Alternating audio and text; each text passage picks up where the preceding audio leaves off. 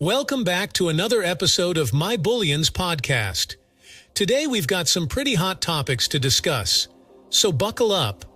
First off, let's talk about the latest movements in the precious metals market.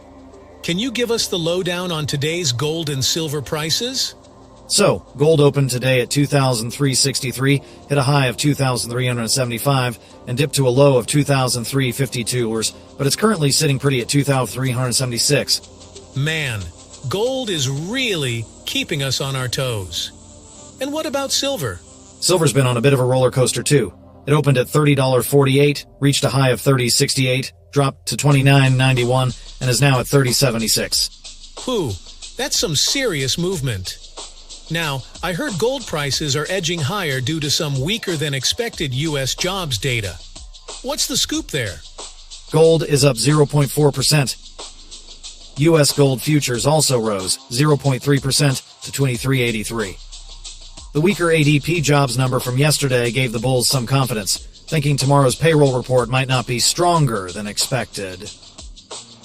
That's good news for gold and silver markets.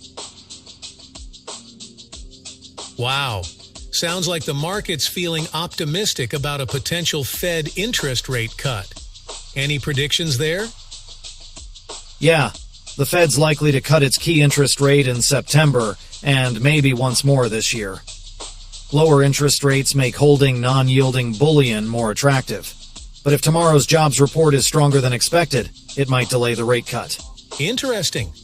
And how are other precious metals doing? Spot silver is up 1.7% to $30.53 per ounce. Platinum is up 0.7% at $998.95, and palladium is also seeing a rise, up 0.4% at $935.50. It's a good day for metals. Shifting gears a bit, I heard about this massive Saudi Aramco share offering. What's the latest there? Oh, it's big news. Saudi Aramco launched a $12 billion secondary share offering, and it drew strong demand from foreign investors. The offer sold out within hours after opening on June 2nd. That's 1.545 billion shares, representing about 0.64% of the company's issued shares. That's huge. And what's the deal with OPEC Plus and their latest oil production plan? Heard there's been some market reaction. Yeah, the energy ministers from OPEC Plus dismissed the bearish market reaction to their oil production plan. They extended most oil output reductions into 2025, but might start unwinding some voluntary cuts after Q3 2024, depending on market conditions. Saudi Energy Minister Prince Abdulaziz bin Salman said they did the right thing and that the market will soon realize it. Sounds like they're pretty confident.